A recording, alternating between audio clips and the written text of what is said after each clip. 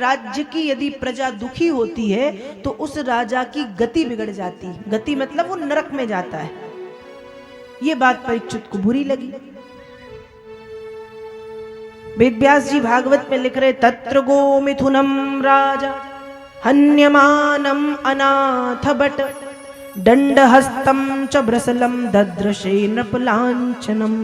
परीक्षित देख रहे हैं कि वो ऐसे मार रहा है जैसे गाय और बैल का कोई स्वामी ना हो, वे अनाथ हो, मारे जा रहा है, लात मार रहा, डंडे से पीट रहा है।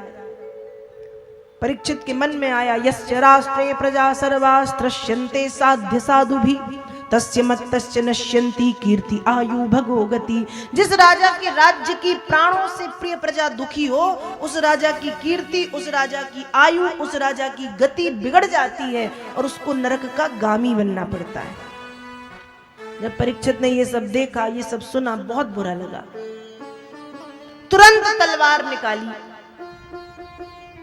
और उस काले पुरुष के पास पहुंचे और पहुंच करके बोले कि बता तू कौन है और मेरे राज्य की प्रजा को मारने का, प्रताड़ित करने का कारण क्या है, क्यों ये कर रहा है तू, बता तू कौन है,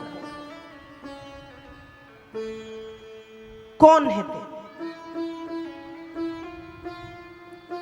उसने हाथ जोड़े, महाराज मेरा नाम कलयुग है। मेरा नाम क्या है? कलयुग। महाराज जब भगवान कृष्ण इस धराधाम पर थे तो भगवान कृष्ण ने रहने के लिए मुझे कोई स्थान नहीं दिया, और आज आप इस पृथ्वी के राजा हैं तो आपने भी मुझे रहने के लिए कोई स्थान नहीं दिया। मेरे पास रहने जगह नहीं है, मैं कहां रहूं, इसलिए मैं आपके राज्य की प्रजा को प्रताड़ित कर रहा हूं, मार रहा हूं, पीट रहा हूं। परीक्षित ने बात सुनी, उनको लगा कि बात तो बिल्कुल सही है।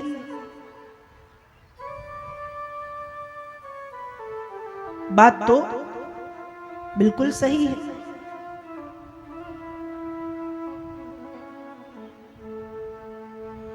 और जब लगा कि बात तो बिल्कुल सही है, बुरा लग रहा है, तो परीक्षित ने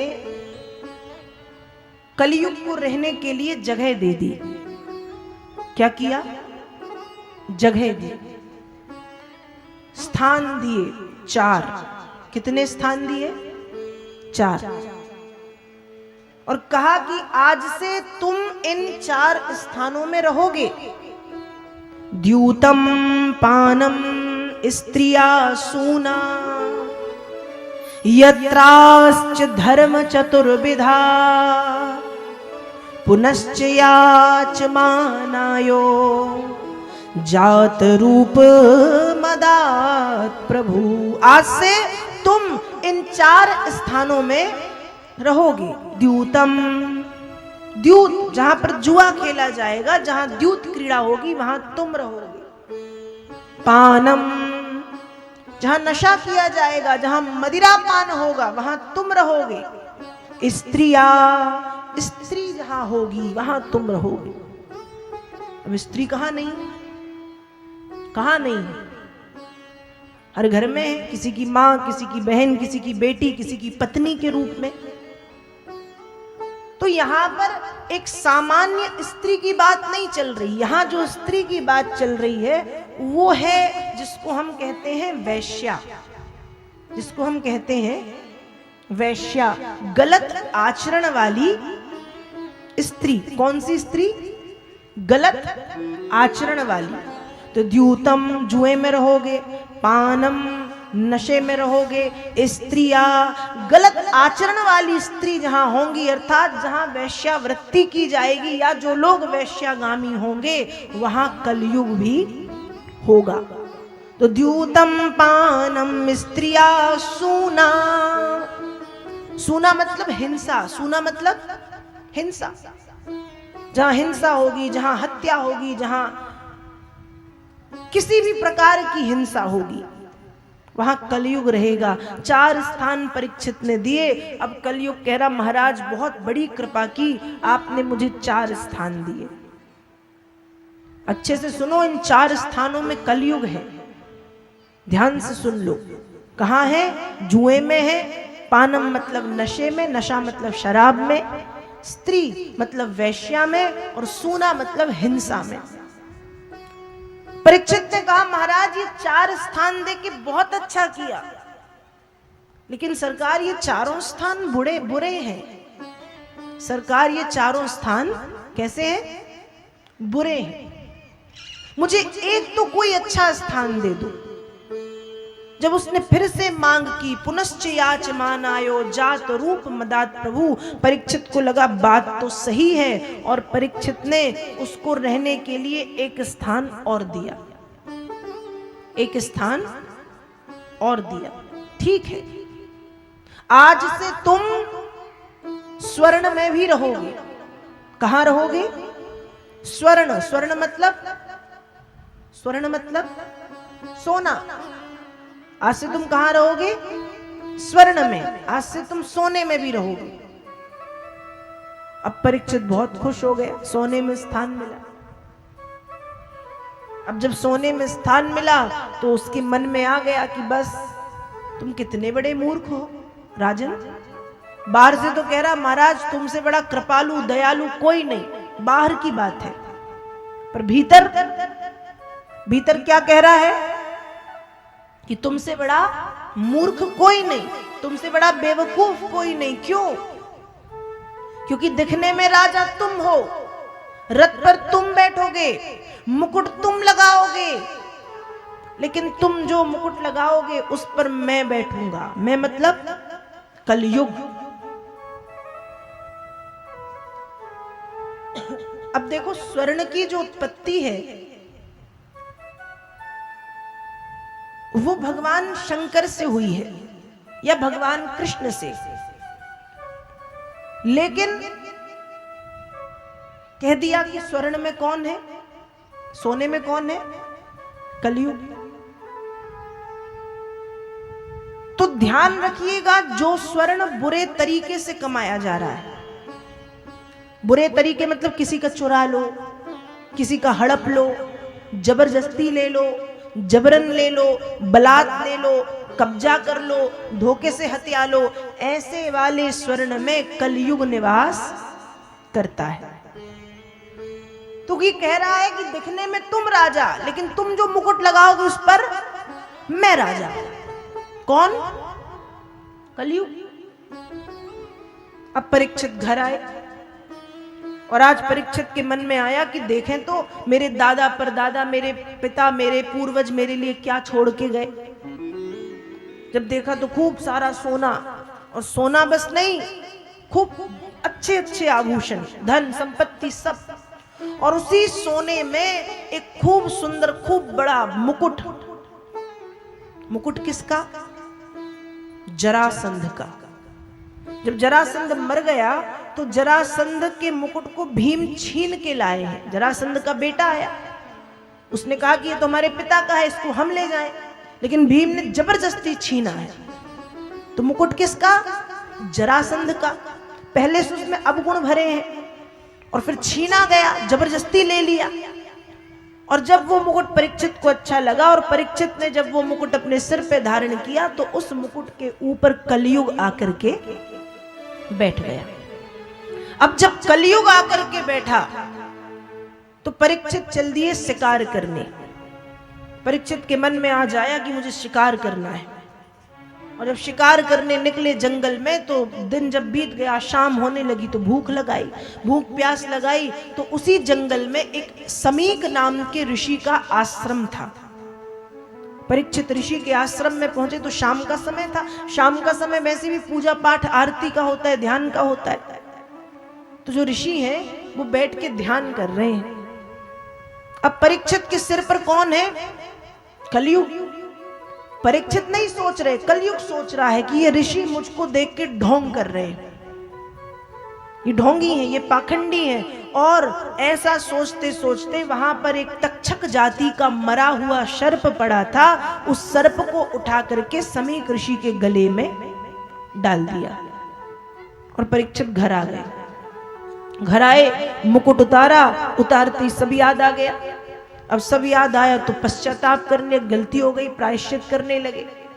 मन में आ गया कि बहुत बड़ा अपराध हुआ है, बैठ के सोचने विचार करने लगे। इतने में जंगल में समीक ऋषि के बेटे पहुंचे हैं जिनका नाम है श्रृंगी। और श्रृंगी ऋषि ने जब पिता के गले में मरे हुए सर्प को लटका देखा तो समझ गए कि किसी ने तो पिता के साथ गलत व्यवहार किया है, तुरंत श्राप दिया। देखिए, कोई भी यदि अच्छी संतान है, वास्तव में अच्छी संतान है, और संतान के सामने माता पिता को कोई गलत कहे या माता पिता का अपमान करे तो वो सहेगी तो नहीं। तो समीक ऋषि ने जब देखा तो अंजलि में जल लेके तुरंत श्राप दे दिया। इति लंघित मर्यादम तक्षका सप्तमे हनि दंचयत स्म कुलांगारम चोदितो में तद्रुहम। जिस कुलांगार ने, कुल के लिए अग्नि की तरह काम करने वाले अमर्यादित राजा ने अपनी मर्यादाओं का उल्लंघन करके मेरे पिता के साथ ये दुर्व्यवहार किया है, उसको मैं श्राप देता हूं। श्राप क्या दिया कि यही तक्षक जाति का काला नाग आज से 7वें दिन उसको डसेगा और वो क्या होगा, मर जाएगा। श्राप दे दिया। थोड़ी देर के बाद जब समीक ऋषि ध्यान से जागे और पता चला कि बेटे ने परीक्षित को श्राप दे दिया है तो बुरा लगा, क्योंकि समीक ऋषि जानते हैं परीक्षित ऐसा नहीं कर सकते, पर किया है तो कोई कारण रहा होगा। अब श्राप तो दे दिया था, इसलिए अपने एक शिष्य जिसका नाम है कुर्मुक, कुर्मुक नाम के एक शिष्य को बुलाया और कहा कि जाओ परीक्षित को बता के आओ कि उनको श्राप मिला है, वे अपने कल्याण का रास्ता ढूंढे। शिष्य वहां पर पहुंचा है परीक्षित के पास। परीक्षित वैसे भी बैठ के प्रायश्चित कर रहे हैं, गलती हो गई, अपराध हो गया, भूल हो गई, ये सब मन में उनके है। अब कुर्मुक जब पहुंचा है और शिष्य ने जब बताया कि महाराज आपको तो श्राप मिल गया है, और महाराज श्राप ये है कि आज से 7वें दिन तक्षक के डसते ही आप मर जाएंगे, तो महाराज आप अपने कल्याण का कोई रास्ता ढूंढे। बता करके कुर्मुक वहां से चले गए। यहाँ परीक्षित तुरंत सिंहासन से खड़े हुए, अपने राज चिन्ह त्याग दी, जो राजा की एक वेशभूषा होती है उस वेशभूषा का त्याग किया, और त्याग करके सामान्य से कपड़े पहने, वस्त्र धारण किए। अपने पुत्र जन्मेजय को, परीक्षित के पुत्र हैं जन्मेजय, अपने पुत्र जन्मेजय को राज्यपाट सौंपा है, और पुत्र जन्मेजय को राज्यपाट, राज्य गद्दी सौंप के सम्राट कर्मयोगी परीक्षित ने प्रस्थान किया है गंगा के तट पर। अब जब परीक्षित गंगा के तट पर पहुंचे हैं तो गंगा के तट पर हजारों लाखों साधु संत हैं। जैसे अभी दृश्य बना हुआ है महाकुंभ में, हजारों लाखों की संख्या में साधु संत, वैसे ही शायद उस समय रहा होगा, हजारों लाखों साधु संत विराजमान है।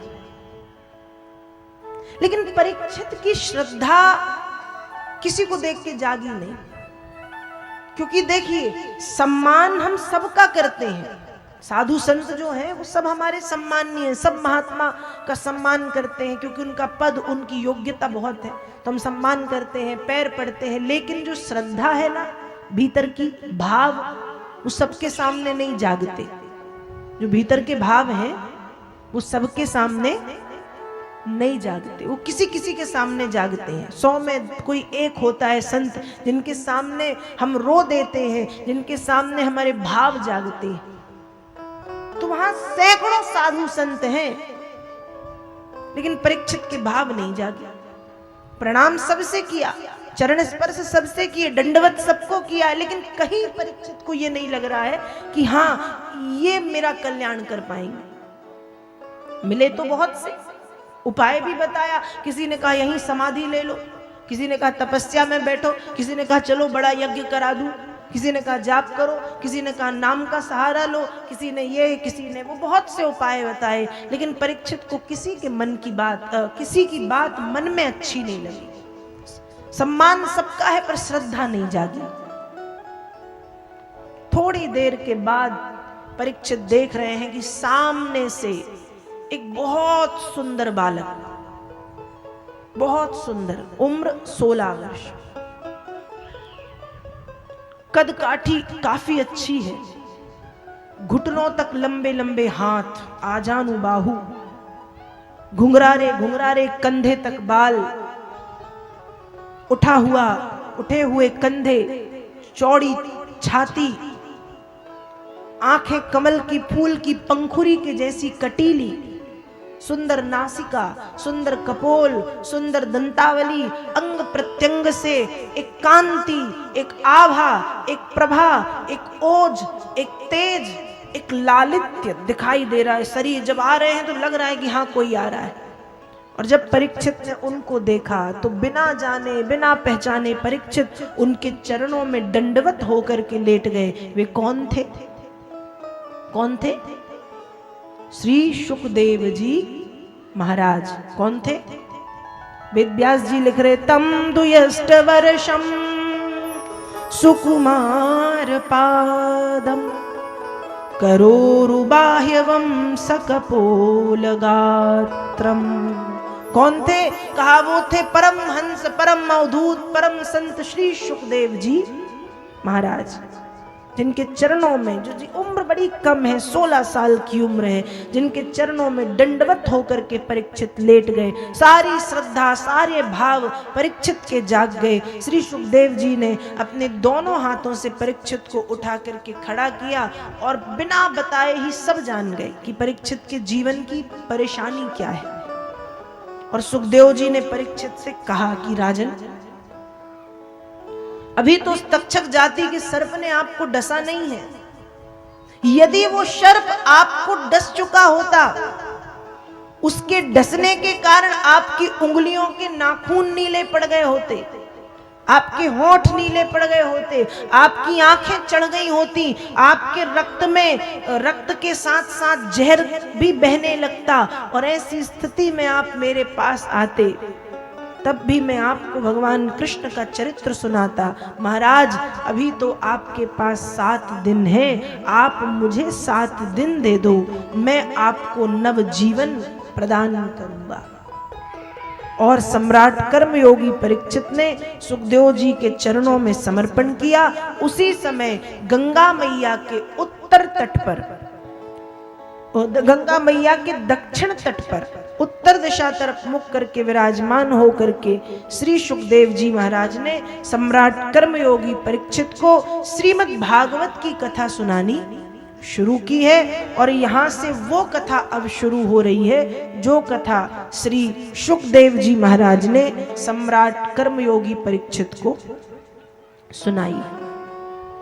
सुखदेव जी महाराज ने यहां से परीक्षित को कथा सुनानी शुरू की। और जब कथा सुनानी शुरू की तो सबसे पहले समझाया है कि हे महाराज, निद्रया हियते नक्तम व्यवायेन चौबावया दिवाचार्थे हया राजन कुटुंब भरणे नवा। महाराज, व्यक्ति का जो जीवन है, आधा जीवन एक विषय को पूरा करने में बीत जाता है, और वो विषय इतना खतरनाक है कि उस विषय को भोगते भोगते व्यक्ति तृप्त भी नहीं होता। परीक्षित ने हाथ जोड़े, स्वामी ऐसा कौन सा विषय है? क्योंकि कोई भी विषय में व्यक्ति बहुत ज्यादा समय तक लिप्त नहीं रह सकता। हम सोचें कि हमको क्रोध आ जाए, क्रोध कितने देर के लिए आता है? गुस्सा कितने देर के लिए आता है? 5 मिनट, 10 मिनट, आधा घंटा, 1 घंटा, बस। एक दिन भी बड़ी मुश्किल से शांत हो जाता है। काम वासना जागती है, एक सीमा है, एक समय है। संसार के जितने विषय हैं वो विषय एक समय के बाद चले जाते हैं, लेकिन सुखदेव जी कह रहे हैं कि ये विषय ऐसा है कि इस विषय में व्यक्ति अपना आधा जीवन, आधी उम्र बिता देता है, फिर भी वो तृप्त नहीं होता। विषय कौन सा? कहा निद्रया। कौन सा विषय है? बोलो बोलो। निद्रया। कौन सा विषय है? नींद। कौन सा विषय? नींद। कैसे? अब ये नींद ऐसा विषय है, ये निद्रा ऐसा विषय है, ये निद्रा कि एक बार हम सोते हैं 7-8 घंटे, यदि देखा जाए तो मिला जुला के 10-12 घंटे सोते हैं। उम्र मिली 100 वर्ष, 50 वर्ष नींद में। उम्र मिली मान लो 80 वर्ष, 40 वर्ष नींद में। 60 वर्ष तो 30 वर्ष नींद में। 70 वर्ष तो 35 वर्ष नींद में। आधा समय हमने नींद में बिताया।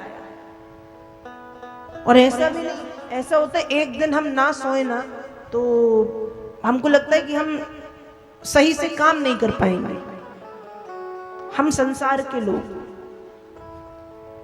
लेकिन गीता कहती है जिन रात्रियों में हम सोते हैं उन रात्रियों में योगी जागते हैं। कौन जागते हैं? या निशा सर्वभूतानाम तस्याम जागृति संयमी। जिन रात्रियों में संसार का मनुष्य वासनाओं में लिप्त होकर के सोता है, उन्हीं रात्रियों में योगी जाग करके अपनी साधना करके भगवत प्राप्ति कर लेते। तो निद्रा एक ऐसा विषय है जिस विषय में हम अपना आधा जीवन बिता देते। तो सुखदेव जी कह रहे आधा जीवन हमने नींद में बिताया। फिर आधा जीवन जो बचा, मतलब आधा जीवन सोए। फिर जब दिन हुआ तो दिवाचार थे हया राजन कुटुंब भरने नवा। जब दिन हुआ तो हम लग गए काय में लग गए। हाय धन हाय धन हाय धन। पैसा कमाने में सब कमाते हैं। फिर बच्चों में, पत्नी में, पति में, माता पिता में। आधा जीवन सोने में बिताया, आधा जो बचा था वो बिता दिया खाने कमाने और परिवार में। आए थे हरि भजन को ओटन लगे कपास। मूल को छोड़ दिया।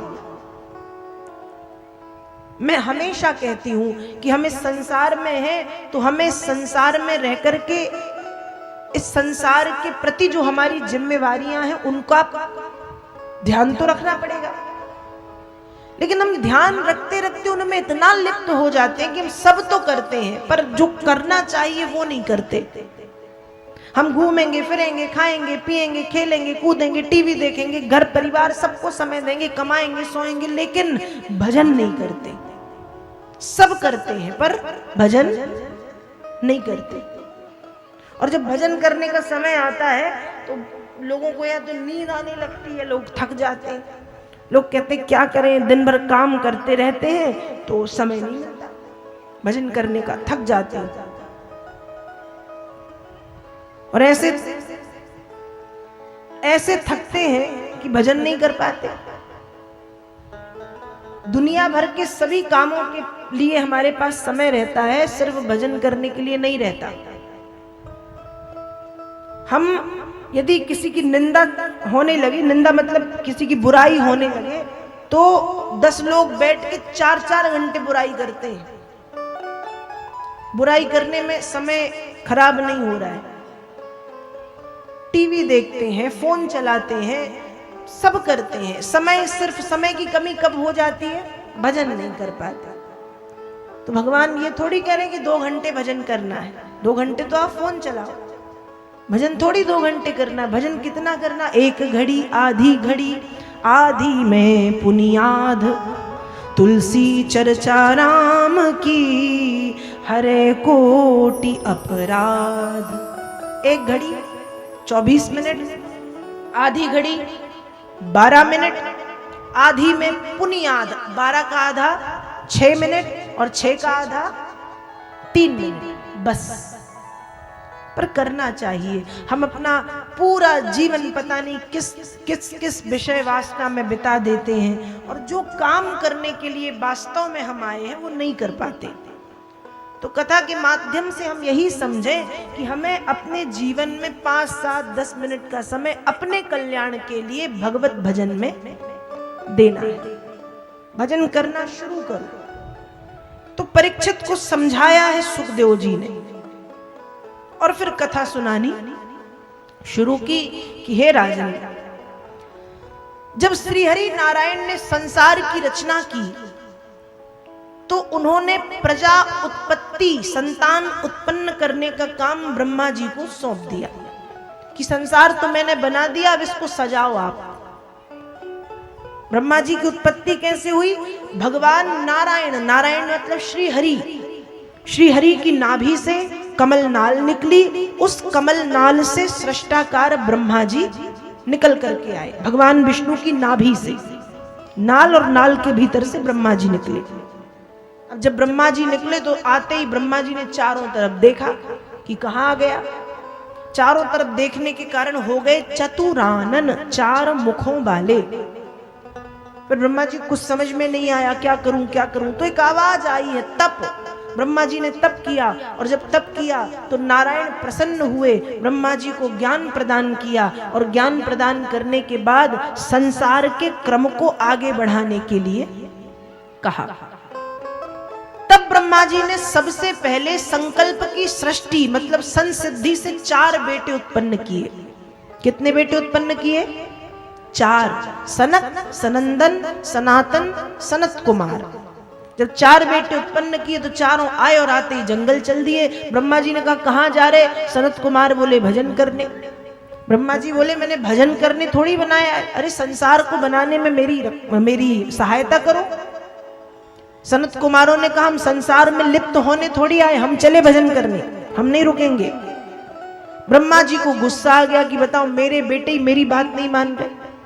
और जब गुस्सा आया, इतना आया कि ब्रह्मा जी के क्रोध से उनकी भ्रकुटी, भ्रकुटी मतलब दोनों भौहों के बीच वाला स्थान, ये जहां हम तिलक लगाते इसको कहते भ्रकुटी। तो ब्रह्मा जी की भ्रकुटी से रुदन करते हुए भगवान रुद्र उत्पन्न हो गए। कौन उत्पन्न हुए? भगवान रुद्र। और जब भगवान रुद्र उत्पन्न हुए रुदन करते हुए, तो ब्रह्मा जी से कहा मैं कुछ सहायता करूं। ब्रह्मा जी ने कहा बिल्कुल बनाओ संसार। अब भगवान रुद्र तो रुद्र संसार बनाए, मनुष्य छोड़ के सब बना दिया। भूत प्रेत पिशाच शाकनी डाकनी राक्षसी चुड़ैल सब बना दिए। ब्रह्मा जी से कहे ठीक। ब्रह्मा जी ने कहा सरकार ऐसा संसार बनाओगे तो बनने से पहले बिगड़ जाएगा, आप तो रहन दो। भोलेनाथ भी मन में सोचने लगे कि मैं भी यही चाह रहा था।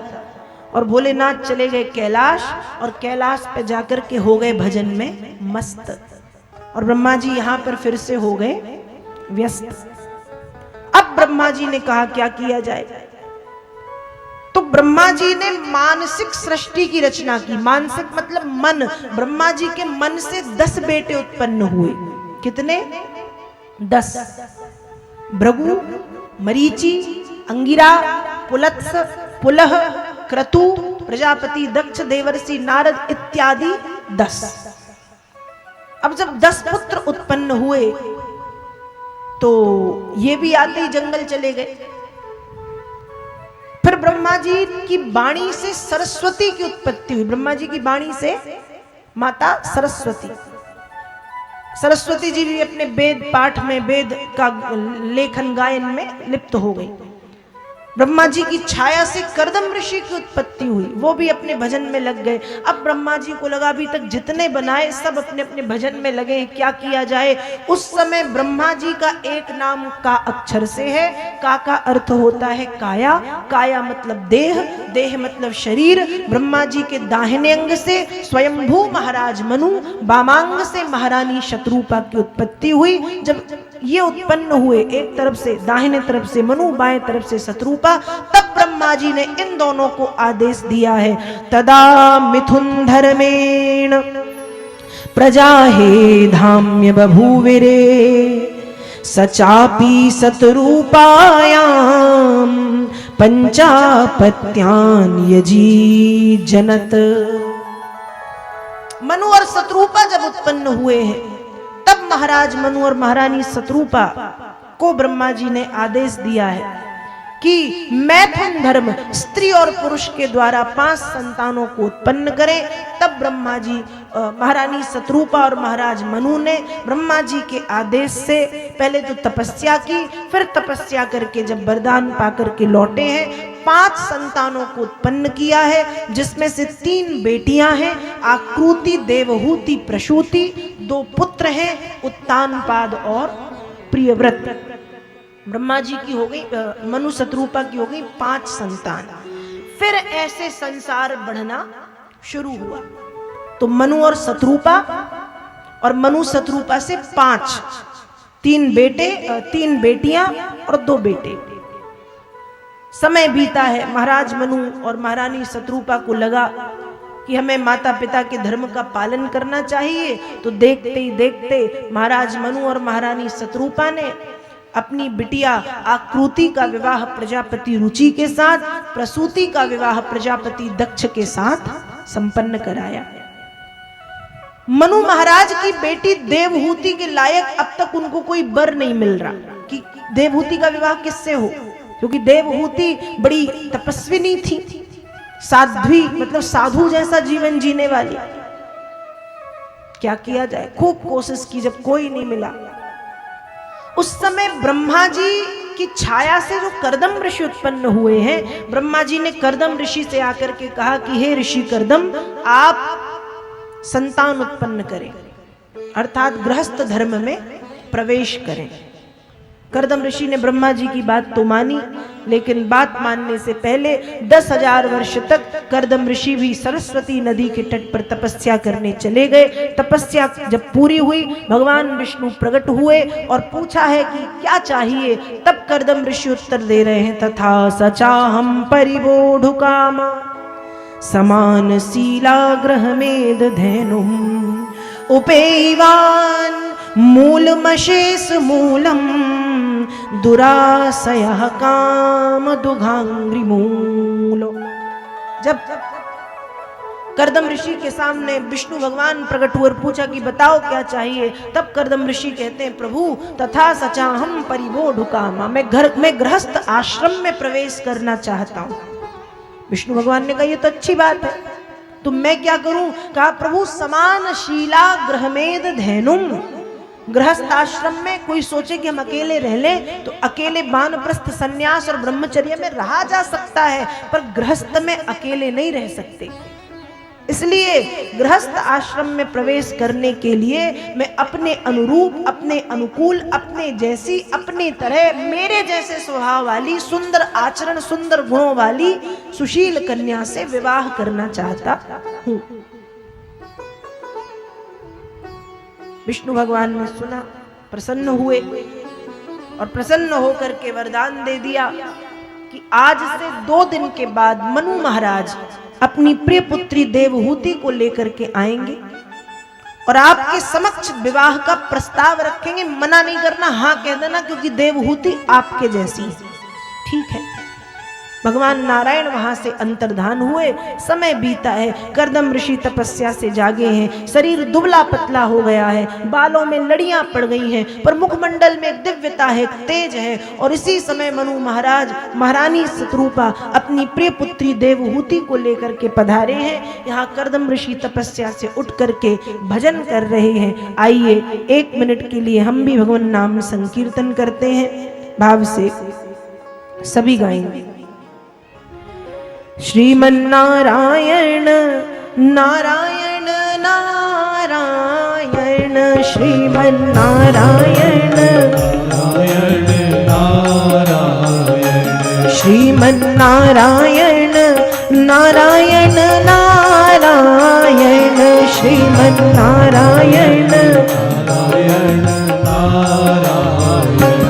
श्रीमन्नारायण नारायण नारायण, श्रीमन्नारायण श्रीमन्नारायण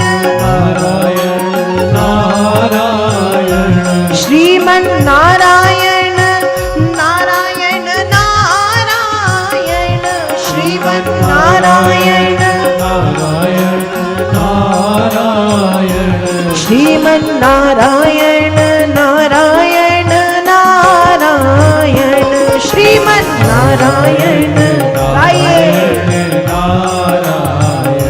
श्रीमन्नारायण नारायण नारायण नारायण, श्रीमन्नारायण नारायण नारायण, सत्यनारायण नारायण नारायण, सत्यनारायण नारायण नारायण, सत्यनारायण नारायण नारायण, सत्यनारायण नारायण नारायण,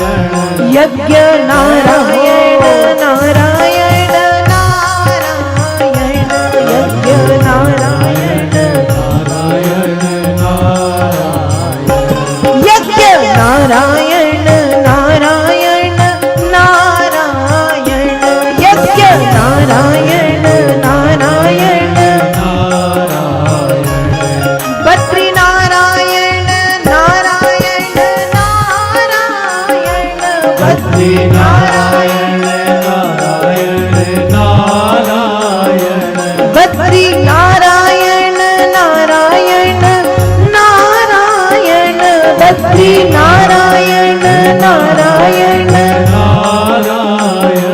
लक्ष्मी नारायण नारायण नारायण लक्ष्मी नारायण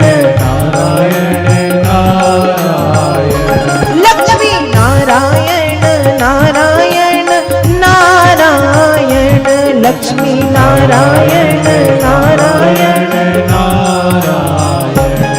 लक्ष्मी नारायण नारायण नारायण लक्ष्मी नारायण लक्ष्मी नारायण नारायण नारायण लक्ष्मी नारायण श्रीमन नारायण नारायण नारायण श्रीमन नारायण नारायण श्रीमन नारायण नारायण नारायण श्रीमन नारायण श्रीमन नारायण नारायण नारायण श्रीमन नारायण नारायण श्रीमन नारायण नारायण नारायण श्रीमन नारायण भजमन नारायण नारायण नारायण भजमन भजमन नारायण नारायण नारायण भजमन बद्री नारायण नारायण नारायण बद्री नारायण नारायण श्रीमन नारायण नारायण नारायण श्रीमन नारायण नारायण श्रीमन नारायण नारायण नारायण श्रीमन नारायण नारायण श्रीमन नारायण नारायण नारायण श्रीमन नारायण नारायण श्रीमन नारायण नारायण नारायण श्रीमन नारायण नारायण श्रीमन नारायण नारायण नारायण श्रीमन नारायण नारायण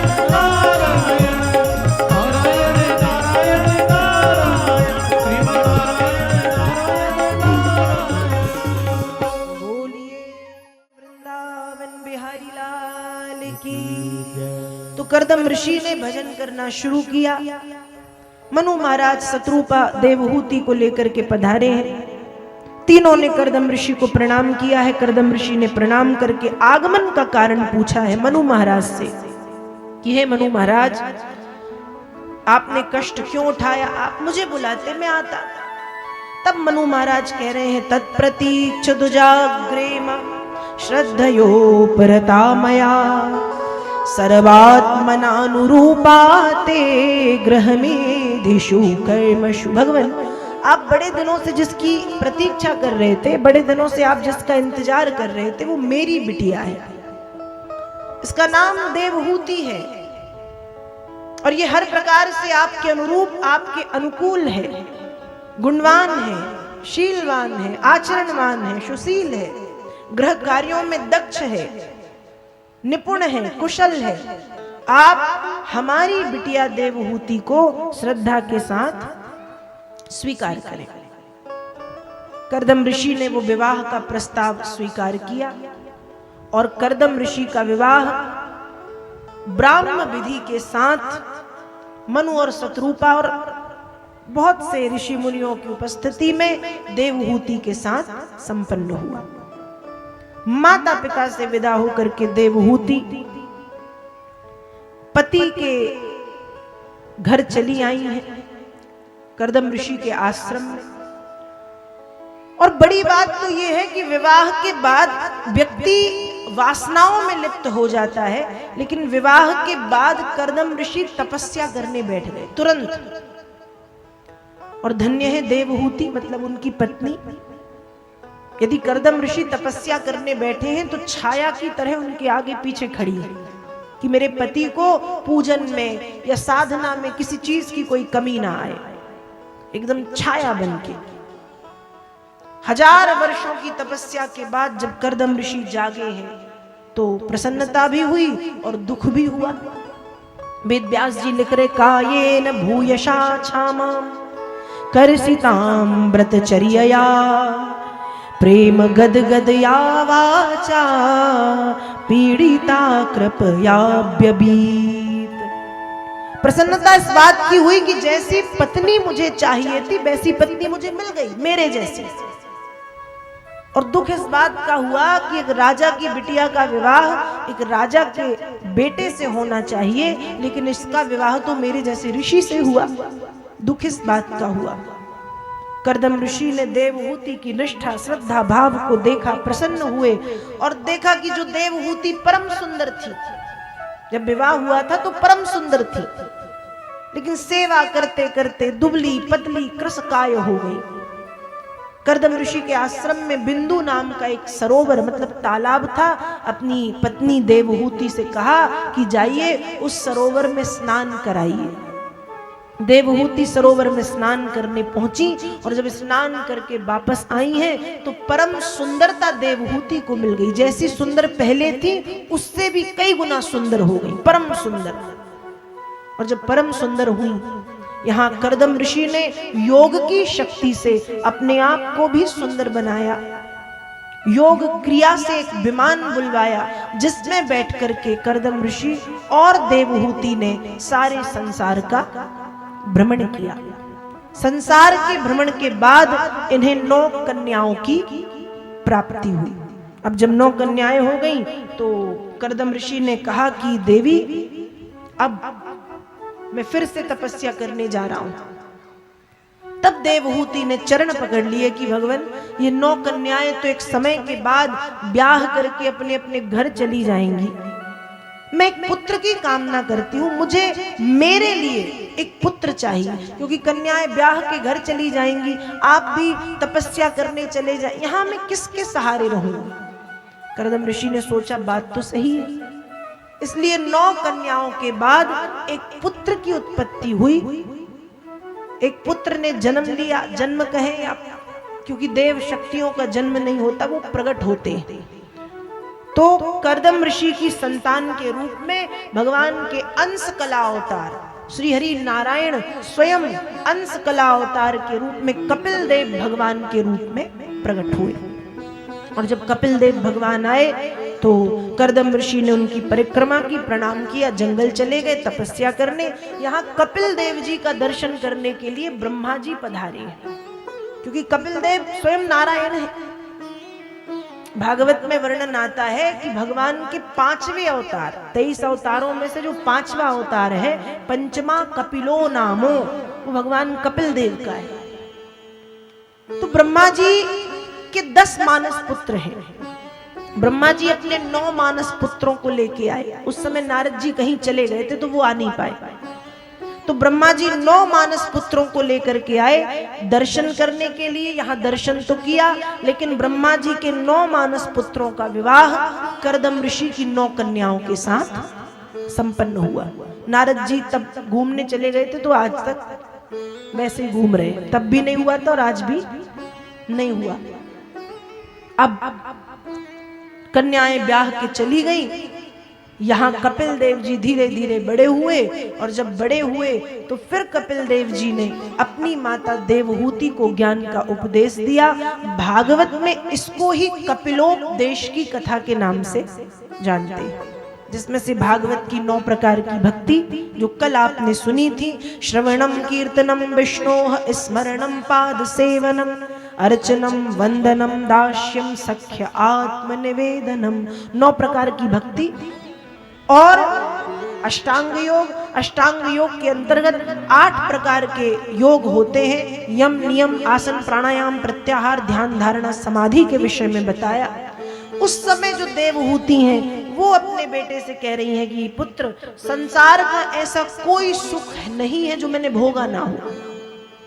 लेकिन उसके बाद भी मुझे मेरे जीवन में शांति, संतुष्टि, तृप्ति नहीं मिल रही, मैं क्या करूं? तब कपिल देव जी ने 9 प्रकार की भक्ति और वेदों की दर्शन भक्ति, जिसको भागवत की 10वीं भक्ति कहा गया है, दर्शन भक्ति के विषय में ज्ञान का उपदेश दिया है। कपिल देव जी मां को समझा रहे हैं, तै दर्शनीया वय वैरुदारो बिलाश हासेक्षित वाम सूक्तै रतात्मनो प्राणांश भक्ति रणेक्षतो में गति मणवीं प्रयुंक्ते तै दर्शनीया वय वैरुदारो। दर्शन भक्ति के विषय में बताया कि मां वेदों की दर्शन भक्ति, जिसको भागवत की 10वीं भक्ति कहा गया है, ये कलयुग के प्राणियों के लिए सर्वश्रेष्ठ है, सर्वोत्तम है, क्योंकि इस भक्ति में कुछ करना नहीं है। इस भक्ति में कुछ करना नहीं। क्या करना है? कहा तै दर्शनीया, दर्शन करना है। क्या करना है? दर्शन। दर्शन में क्या? विलास हासेक्षित वाम सूक्त, देखना है। देखना मतलब भगवान का दर्शन। किसका दर्शन? का उनकी मंद मंद मुस्कान का, उनकी नासिका, उनके नेत्र, उनके अधर, उनके कपोल, उनकी दंतावली, उनके अंग और प्रत्यंगों का दर्शन करना है। और जब उस दर्शन में व्यक्ति डूब जाता है तो वेदों की दर्शन भक्ति और भागवत की 10वीं भक्ति कहलाती है। आज हमारे ऋषि मुनियों ने मंदिर जाने की परंपरा बनाई थी। क्यों? मंदिर हम क्यों जाते हैं? क्यों जाते हैं? हम कहते हैं ना मंदिर जा रहे। क्यों जा रहे? दर्शन करने जा रहे। क्यों जा रहे? दर्शन। पर मंदिर में जाके आज दर्शन कौन कर रहा है? आज मंदिर में दर्शनार्थी या भक्त कम, भिखारी ज्यादा है। आज मंदिर में जाके हम भगवान से बस मांगना शुरू कर देते हैं। पहुंचते ही भगवान का दर्शन नहीं करेंगे कि थोड़ा निहार लें, थोड़ा देख लें, बस ऐसा कर दो, ऐसा कर दो, ऐसा कर दो, ये कर दो, वो कर दो। ध्यान रखिएगा, मांगने से प्रेम की धारा टूटती है, मांगने से प्रेम कम होता है। और प्रेम चाहते हैं कि जैसा है वैसा बना रहे, तो मांगो मत। आप सामने वाले से प्रेम करते हैं, सामने वाला आपसे प्रेम कर रहा है, तो आपको मांगना नहीं पड़ेगा, वो समझ के बिना मांगे दे देगा। जैसे भगवान, मांगो मत।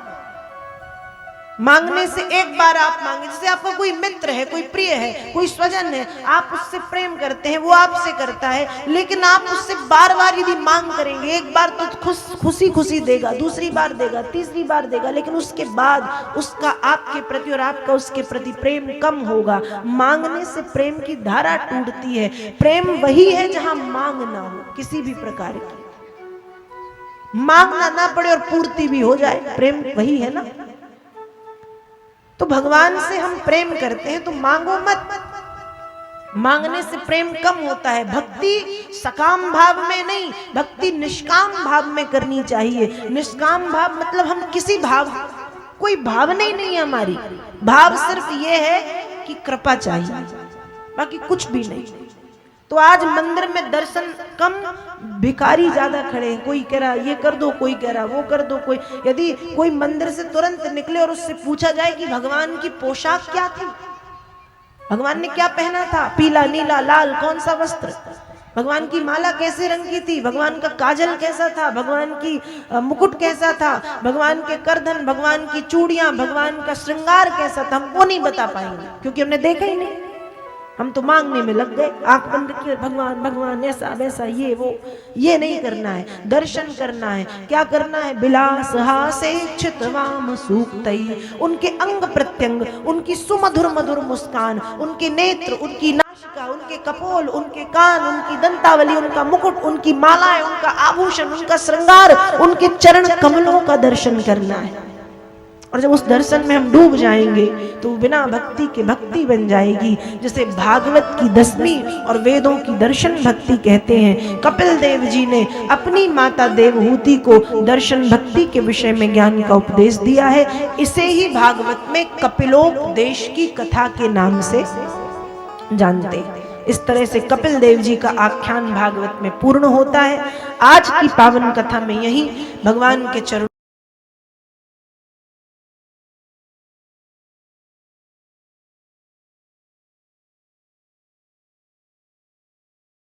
आनंद टीवी से जुड़ने के लिए आप हमें व्हाट्सएप करें 9277395752 पर।